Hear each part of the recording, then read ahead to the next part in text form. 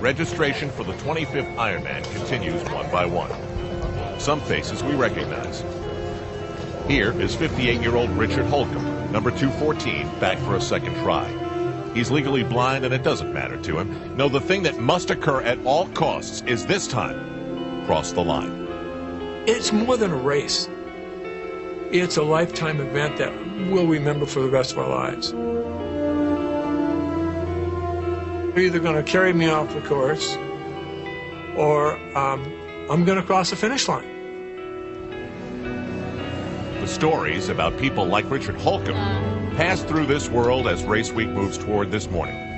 Hey, did you hear about the man who is legally blind? People love to tell and love to hear the stories. Then, appearing near the start line, where they've been before, are father and son, Dick and Ricky Hoyt. There is no one here who hasn't heard about them, their story, and a human commitment that goes far beyond and far back.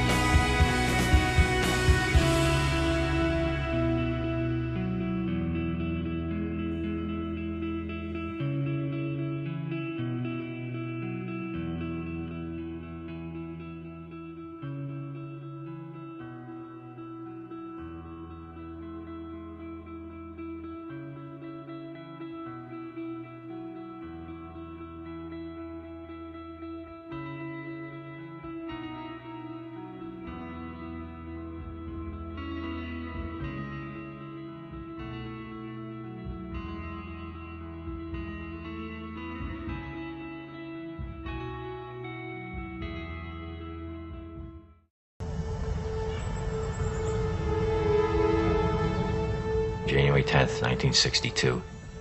We knew there was something wrong, but we did not know exactly what.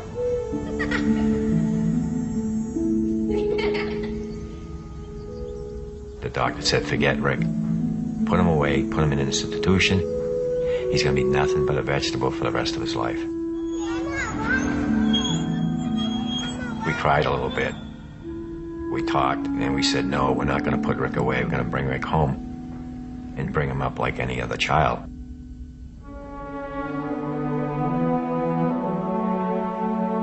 We knew Rick was smart. We could tell by looking in his eyes. And when we talked to him, he was paying attention to what we were saying. So we wanted to get a computer built so Rick could communicate with us. Everybody came to our house that night for Rick to say his first words. And everybody was betting, what is the first words Rick is ever going to say? His mom saying, it's going to be, hi, Mom. And me, the dad, saying, no, it's going to be, hi, Dad. Well, the Boston Bruins were going for the Stanley Cup, and the very first words Rick ever said was, go Bruins. Dick is a military man, so he knows a thing or two about commitment. This time, he's just months removed from a heart attack. This gift that he gives to his son, or is it the other way around? Either way, it all started when Rick heard about a charity run for a paralyzed athlete. He asked Dad, and Dad said yes.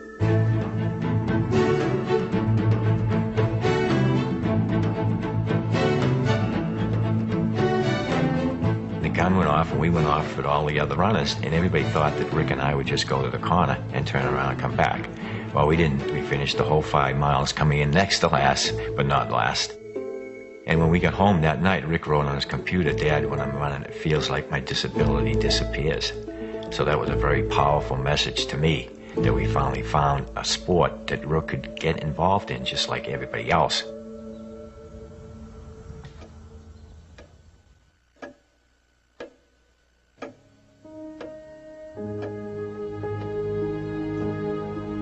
Rick is my motivator. He inspires me. To me, he's the one out there competing, and I'm just loaning him my arms and my legs so that he can compete. There's just something that gets into me when I'm out there competing with Rick that I can't explain it, and we're able to go faster. And it's just an unbelievable feeling.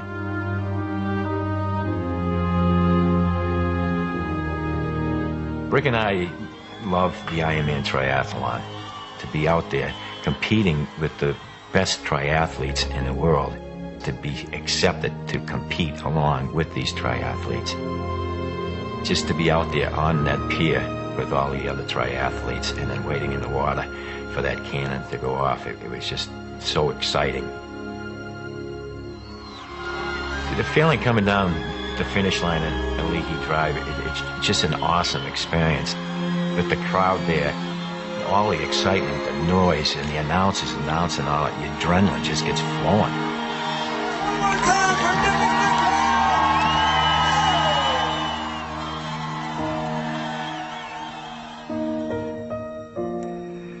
I may be disabled, but I live a very fulfilling life. And if someone takes the time to get to know me, they will realize that I am no different than anyone else. Here he is. He graduated from public high school. He's graduated from college.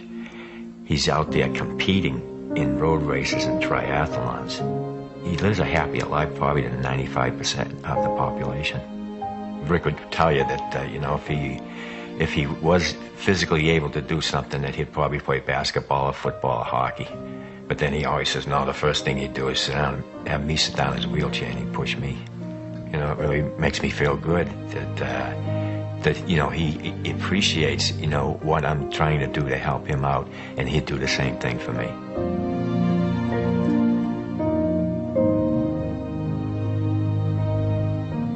Our message is, yes, you can. You can do anything you want to do as long as you make up your mind. You can do it.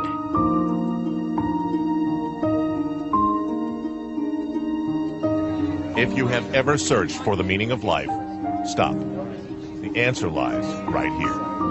By the way, Ricky would want us to tell you the Bruins look pretty good this year.